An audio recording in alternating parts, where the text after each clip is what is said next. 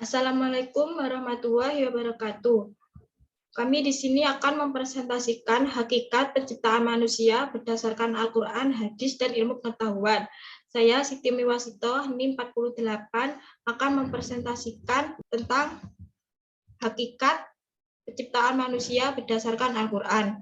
Dalam Al-Quran, surat Al-Zumar ayat 6, telah disebutkan bahwa manusia diciptakan dalam tubuh ibunya dalam 3 tahapan, yaitu 1 preembriotik, 2,5 minggu.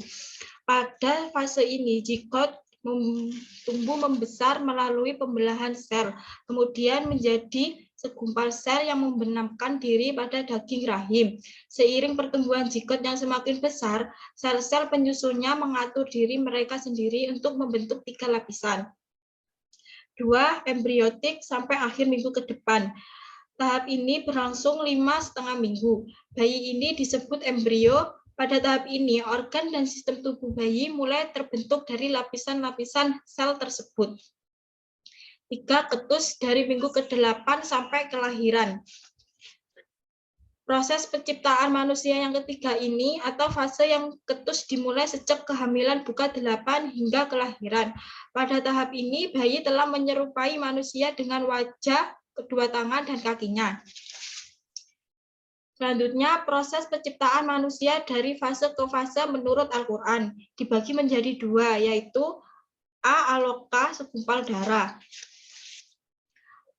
Alokah dari kata alokah yang berarti sesuatu yang membeku, terbentuk, atau berdempet. Kata alokah dari bahasa Arab memiliki 3 arti, yaitu lintah, sesuatu yang bergantung, segumpal darah. Alokah bermakna sebagai lintah. Ini adalah deskripsi yang tepat bagi embrio manusia sejak berusia 8-23 hari, ketika menempel di endometrium pada uretus. Embrio manusia juga memperoleh darah dari Embryonium decu2 saat hamil. Hal ini sangat luar biasa bagaimana embrio berumur 23-23 hari bisa menyerupai lintah embrio. Selama tahap alokah memiliki penampakan yang sangat mirip lintah. 2. Mukoh, segumpal daging. Dalam ilmu kedokteran, ketika sel pria menyatu dengan sel telur wanita, intisari bayi akan lahir terbentuk sel yang dikenal sebagai zigot, akan segera berkembang biak dengan membelah diri sampai akhirnya menjadi segumpal daging. Selanjutnya, proses penciptaan manusia hingga sempurna menurut Al-Quran. Ada 3 manusia diciptakan hingga sempurna menurut Al-Quran, yaitu A. Izam, tulang dan rangka. Di fase ini, embrio akan mengalami perkembangan dari bentuk sebelumnya yang hanya berupa segumpal daging sampai berbalur kerangka dan tulang.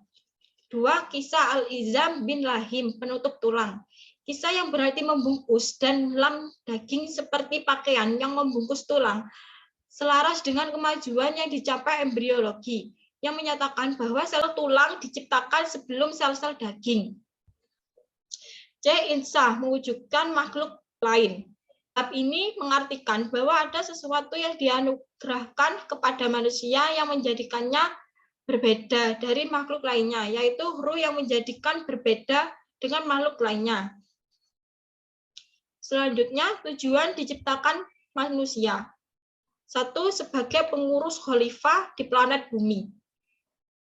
Kedua, untuk menyembah Allah. Dan ketiga, agar manusia mengetahui maha kuasa Allah. Dan selanjutnya, hakikat penciptaan manusia berdasarkan hadis akan dijelaskan oleh teman saya. Saya Barokatul Ilma Dewi Aisyah Putri, NIM 06 akan menjelaskan hakikat penciptaan manusia berdasarkan hadis.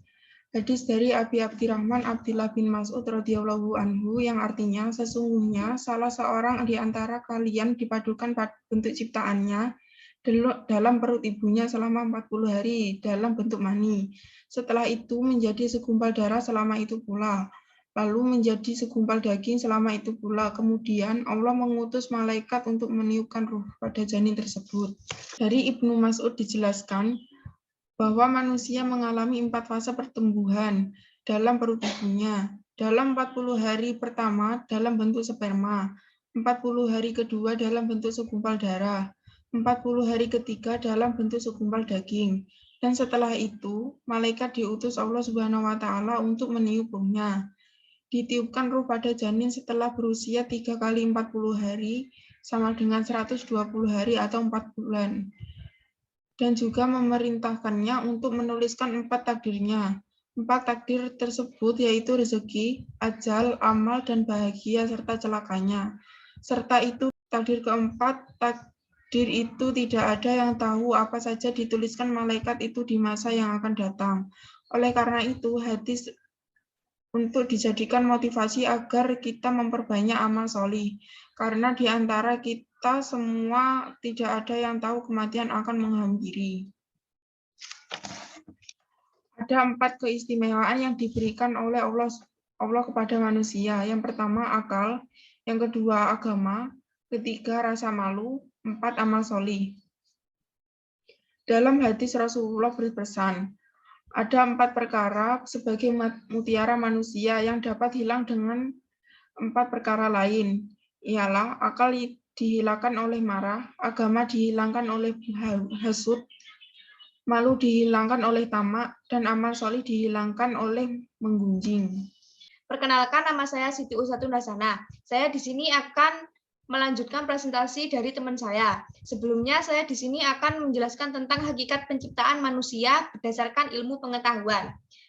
Lagi-lagi dalam kitab suci agama Islam tertulis bahwa proses penciptaan manusia dimulai dari saripati tanah. Berikut rincian atau penjelasan menurut ilmu pengetahuan. Dalam surat Al-Mu'minun ayat 12-14 yang artinya, dan sesungguhnya kami telah menciptakan manusia dari suatu saripati berasal dari tanah. Kemudian kami jadikan saripati itu air mani yang disimpan dalam tempat yang kokoh, rahim. Kemudian air mani itu kami jadikan segumpal darah. Lalu segumpal darah itu kami jadikan segumpal daging. Dan segumpal daging itu kami jadikan tulang belulang.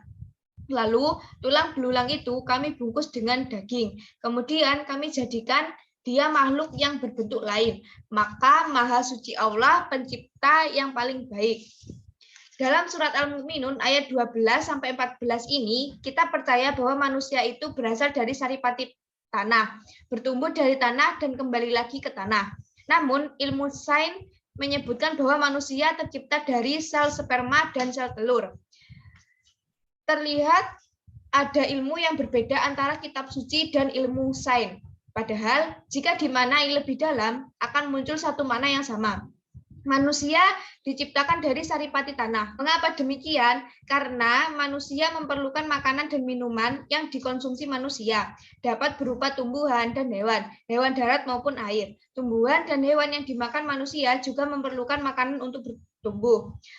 Tumbuhan memiliki unsur hara agar bisa berbuah dan sebagainya. Hewan juga memerlukan makanan yang berasal dari tumbuhan.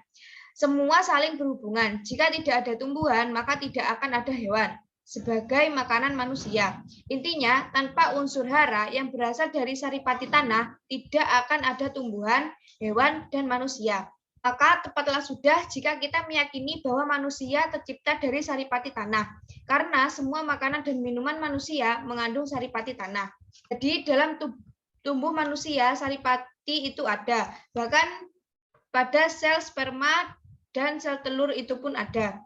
Sel sperma dan sel telur inilah yang akan menjadi cikal bakal manusia baru. Karena hakikatnya manusia tercipta dari sebuah yang berada di bawah, yaitu tanah, maka tidak sepatutnya manusia bersombong ria ataupun merendahkan sesama makhluknya.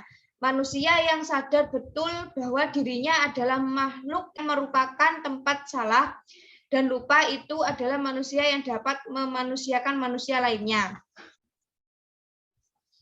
Menurut sains atau ilmu pengetahuan ada dua teori, yaitu yang pertama teori abiogenesis. Teori abiogenesis ini yang diungkapkan atau yang menyatakan bahwa manusia berasal dari benda tak hidup. Teori yang kedua, teori Darwin dalam buku yang berjudul The Origin of Species menyatakan bahwa organisme tercipta dari suatu proses perubahan fisik dan perilaku yang diwariskan. Menurut Darwin, nenek moyang manusia adalah kera. karena ditemukannya sejumlah persamaan atau kemiripan susunan tubuh dan organ antara manusia dan kera. Manusia terbentuk dari proses evaluasi atau perubahan terus-menerus dan seleksi alam dari kera. Manusia pertama diciptakan oleh Allah adalah Adam yang berasal dari tanah. Manusia kedua yaitu Hawa yang merupakan pasangan Adam yang diciptakan dari sebuah bagian tubuh manusia pertama yaitu Adam. Manusia berikutnya diciptakan dari proses biologis yang merupakan gabungan dari Adam dan Hawa.